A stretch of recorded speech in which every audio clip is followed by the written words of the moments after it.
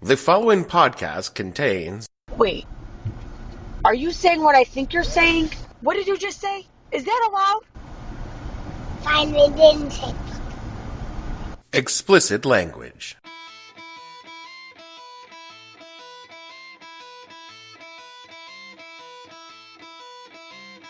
Hello and welcome to the podcast that asks a simple question. When you picked Carly Fiorina, what the hell were you thinking? I'm your host, Dave Bledsoe, and this is a Friday, April 29th, 2016, going to the end of the line edition of the show, where we talk about the end of the Republican primaries and what it means for America. Spoiler alert, nothing good. Stay tuned. The What the Hell Were You Thinking podcast is brought to you by Desperation, a cologne for Republicans. Desperation combines the subtle sense of panic, despair, angst, and fear with a dash of flop sweat and unique aroma perfectly suited for the conservative Republican. Desperation comes in both men and women's formula because we know you're not comfortable with the term unisex. Desperation, when all the cards are dealt and you're holding a losing hand, hide it well with the scent of desperation. Also try our companion scent, Humiliation, for when the stink of failure just needs to be disguised. If you would like to sponsor the show, slap on a dash of desperation and feel like the loser you are. Dear Lord Jesus, I do not often speak with you and ask for things, but now I really must insist that you help me win the election tomorrow, because I deserve it and Paul Metzler doesn't, as you well know. I realize that it was your divine hand that disqualified Tammy Metzler, and now I'm asking that you go that one last mile and make sure to put me in office where I belong, so that I may carry out your will on earth as it is in heaven. Amen. This week, the East Coast media elites ruined America by naming Tuesday's primary the Acela primary, which didn't even mean anything to like 90% of the country. They've got no freaking idea what an Acela is. It's a train, by the way, and which none of you ride. Still, it was better than calling it Super Tuesday 22 Election Boogaloo, which is what I was calling it. And woof, that joke is so old. When it was first told, the Dead Sea Scrolls were just getting sick. The hell did that come from? Never mind. You might have heard that Trump not only won, Wait, Gavin? Were you just planning on running the same lame-ass jokes we used last week about mules and ginger kids? You were, weren't you? Swear to God I'm going to fire you. Swear to God. Let's just say that Trump's victories were as impressive as he likes to intimate his penis as being. But the takeaway from this week's voting is simple, and I'm just going to quote Slate's stellar chief political correspondent and my Twitter buddy Jamal Bowie. Say it again. Donald Trump is the Republican Party's nominee for President of the United States. Take it in. Meditate on it. Roll it around on your tongue. Remember the taste notes, the acrid weirdness of it. It's important never to let that sentence feel normal. According to most counts, Trump has 950 to 990 of the 1,237 pledged delegates he needs to secure the nomination heading into the next round of voting, with a huge haul coming in California and New Jersey. For all practical intents, say it again with me, Donald Trump will be the Republican Party's nominee for president of the United States of America. And you may say to yourself, my God, what have I done? This is not to say that Ted Cruz is going gentle into that good night he plans on. Rage against the dying of the light. He and the third guy, who no longer actually merits naming, hereafter referred to only as third guy, inked a pact early in the week to stop Trump. Well, inked might not be the words, nor would pact be a word that I would use. They more like made a gentleman's agreement, although I wouldn't think of either of them as gentlemen, and agreement is not really correct either. I guess it was more like a tacit understanding that third guy would cede Indiana to Cruz, and then he could concentrate on some states out west that don't even matter anymore. And they did this because... We named the dog Indiana. Gavin, your drops don't even make any sense. They named the dog... What does that have to do with an election? I can replace you. There are like 12 script monkeys upstairs dying for your job. And I guess that dog is basically the last best hope to derail Trump from reaching 1237, and Cruz is the only one who's competitive enough to maybe, sorta, kinda do it. Maybe? One should not infer that third guy is ceding the dog to his rival, or that he has insinuated that anyone should actually vote for Cruz in Indiana. Indeed, this tacit under-grease standing basically fell apart because third guy stabbed Cruz in the back within seconds of making it, and then Cruz grabbed him, ripped his jaws open, and shoved his ovipositor down his throat. But that's Republican politics. The upshot is, vote for whoever you give. I don't give a shit, all right? I'm just done. Because where the real drama is unfolding is over in Camp Calgary. Raphael has unveiled his secret weapon.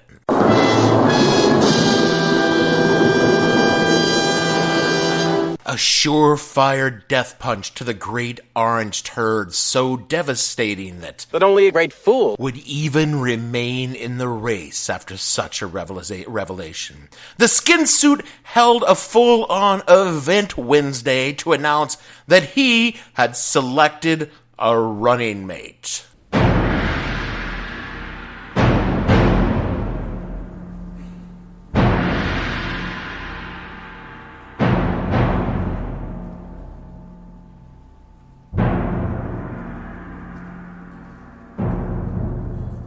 And that massive ace in a hole, the name that would strike fear into the tiny, shriveled heart of Trump and turn hordes of Trumpers to cruisers, would be Carly Fiorina.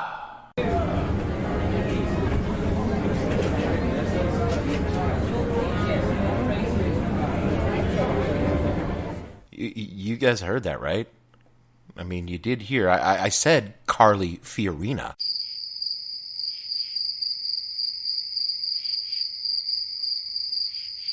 Clearly, you do not know what a force of nature this choice is.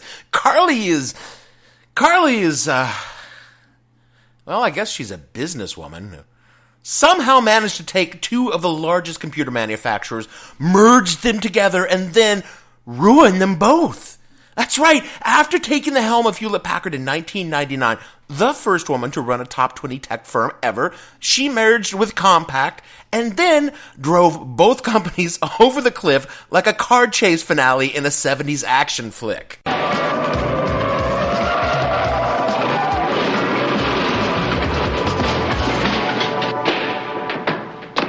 By the time she was forced to resign in 2005, Hewlett-Packard had lost over half of its value. And that kind of incompetence takes just real talent.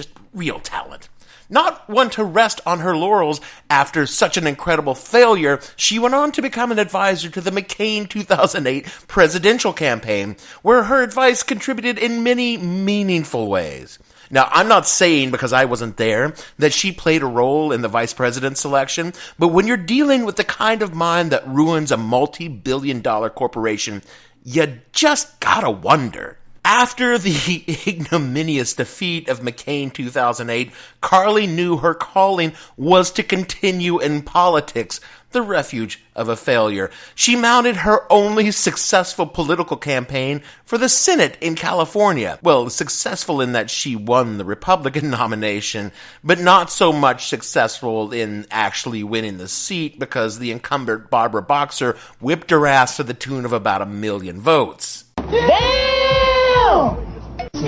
Yeah. Not good, Bruno, and definitely not for sharing. So what could one possibly do when you've failed like Carly had so dramatically failed? Well, if at first you don't succeed, fail again by running for president. You might remember Carly from the children's table debates this year and her brief stint with the grown-ups where she distinguished herself by what some were calling a sick burn on Donald Trump. I think women all over this country heard very clearly what Mr. Trump said. That's a sick burn?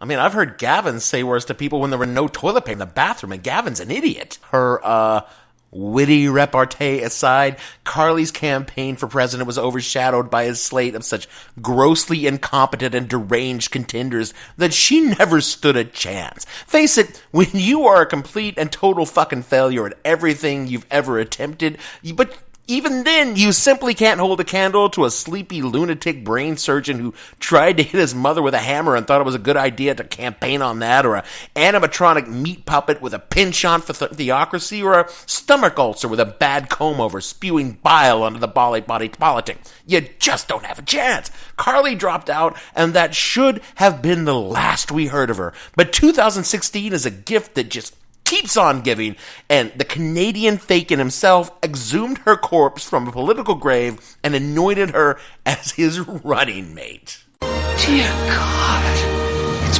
beautiful. Raphael Theodore Cruz, a man who former Speaker of the House and wearer of the orange tint himself, John Boehner, referred to this week as Lucifer in the flesh, saying, "I've Democrat friends and Republican friends, and I get along with almost everyone, but I've never worked with a more miserable son of a bitch in my entire life." Oh, that was way harsh, Ty. And that miserable son of a bitch chose Fiorina for I honestly have no fucking clue why he chose her. She brings nothing to the campaign. She can't help it in Indiana. She will actually hurt him in California, where she's regarded with the same sort of warm affection usually reserved for a dinner party guest who shows up, takes a shit in your toilet, and leaves it unflushed for the next guest to find. Oh, now that is just... Ew. I guess maybe it was because of all of her hard work elevating another first-term senator to the presidency, but I would have to point out that all of her work was actually for his opponent. No, the only reason that I can see him doing this is that it makes news. I mean, hey, picking a totally incompetent running mate for shock value has never blown up in anyone's face ever before. Right-wing and bitter clinging proud clingers of our guns, our God, and our religions and our Constitution tell us that we're not red enough. Yeah, coming from the establishment. For her part, Carly seems to have accepted her role as spear carried for the maple syruped one, disavowing the actually only true things she said during her entire presidential campaign, like Ted Cruz has no chance of beating Hillary in the general. He doesn't. Or when she said Ted Cruz is just like any other politician. He says one thing in Manhattan, and he says another thing in Iowa. He says whatever he needs to get elected, and then he's going to do whatever he pleases, which he totally would. Oh, bless your heart, Carly. I hope you enjoy yet another failed campaign. A lot of people are comparing Ted's move of naming a running mate before he's even gotten the nomination, which he's not going to get, to a certain other candidate who took a similarly risky move once upon a time. You see, that guy decided he needed to shake up the process and named his running mate way before the convention.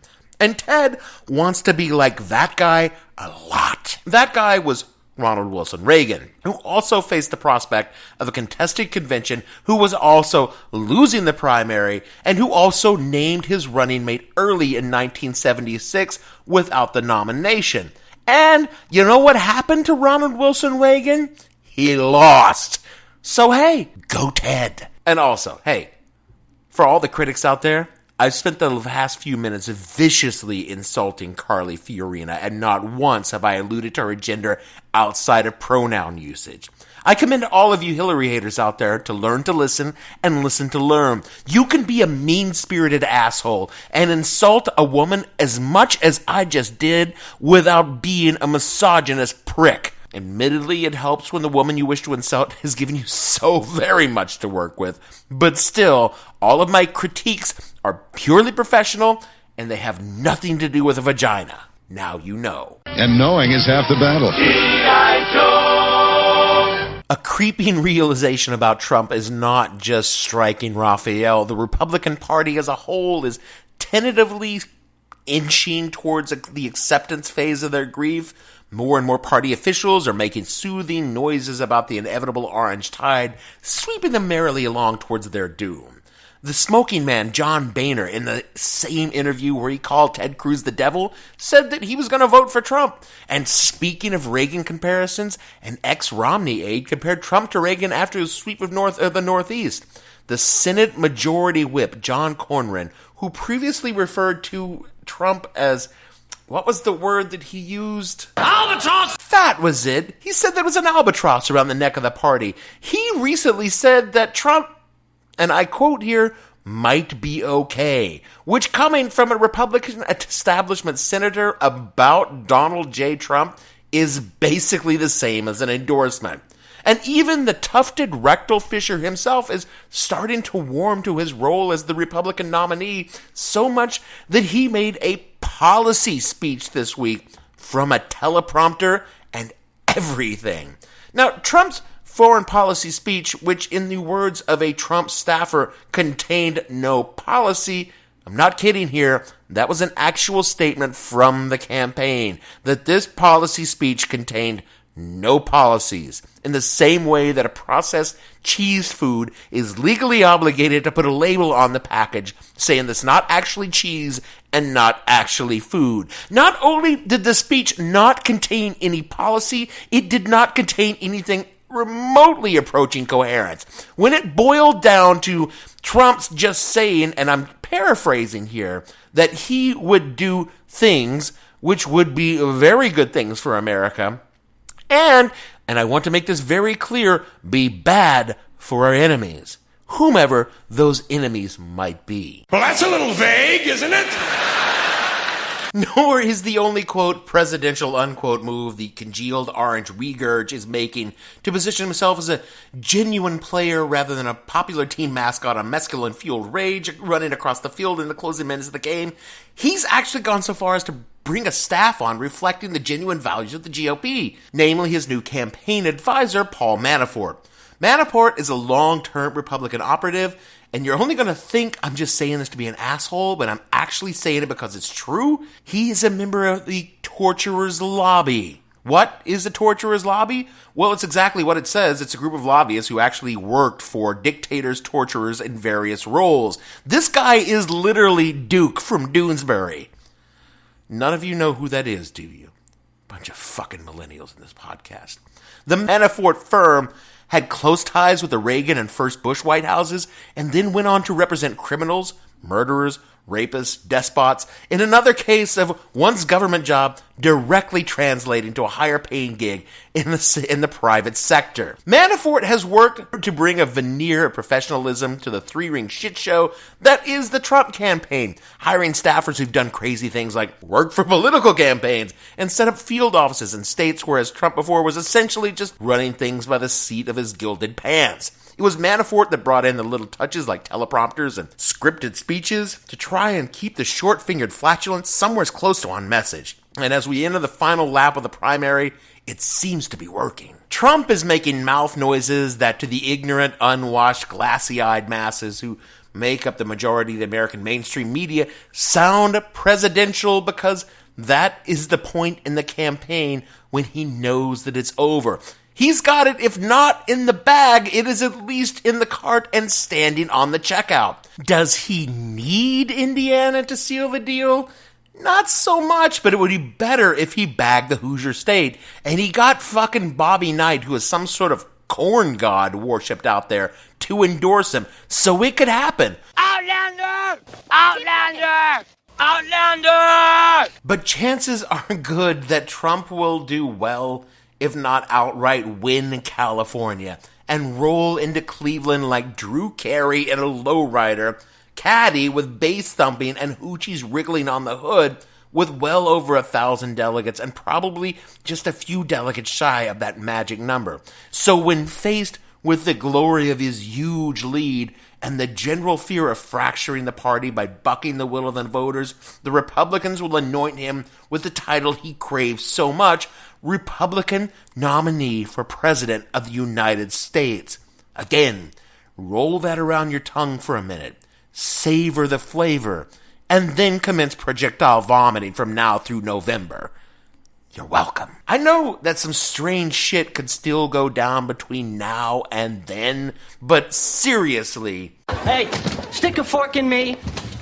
I am done. And nothing Ted or Third Guy can reasonably do other than make noises and hope that suddenly America's hit by some sort of sanity bomb, and even then, I'm fairly sure it's gone too far. Not even Carly can save us now. Not even iCarly. Although, seriously, this was like the sexiest fucking thing that I have ever heard on a children's television show. Well, I had to... Wet and sticky is very icky. Sticky and wet makes Mommy upset. I don't know how to respond to that. We, my friends, are at the end of the line, and now everyone must exit the train and wait uncomfortably on the platform for the general election. That is it for our show this week. This was the third version pooped out by the Script Monkeys, and frankly, you should be relieved because the first two were awful. Oh my god, vaudeville jokes. There's so many vaudeville jokes in here that apparently they thought would be a great idea. Still, all things being equal, those shows will probably actually pop up in a later episode because we're too drunk, too lazy, or too busy to write something better. We would like to thank all the people that we usually thank and remind you to find the show in all the places that we usually remind you to find the show, and then do the things that we usually remind you to do there. For me, Dave Bledsoe, and soon-to-be ex-producer Gavin, and all the fictional people on this show, I just want to say that it's all right when you're slinging around the sleeves. Well, it's all right, so long as the lobbyists are pleased. Well, it's all right when you're doing the best you can. Well, it's all right so long as the money is in your hand. We'll see you guys next week. You can sit around and wait for the phone to ring, waiting for someone to tell you everything. Sit around and wonder what tomorrow will bring.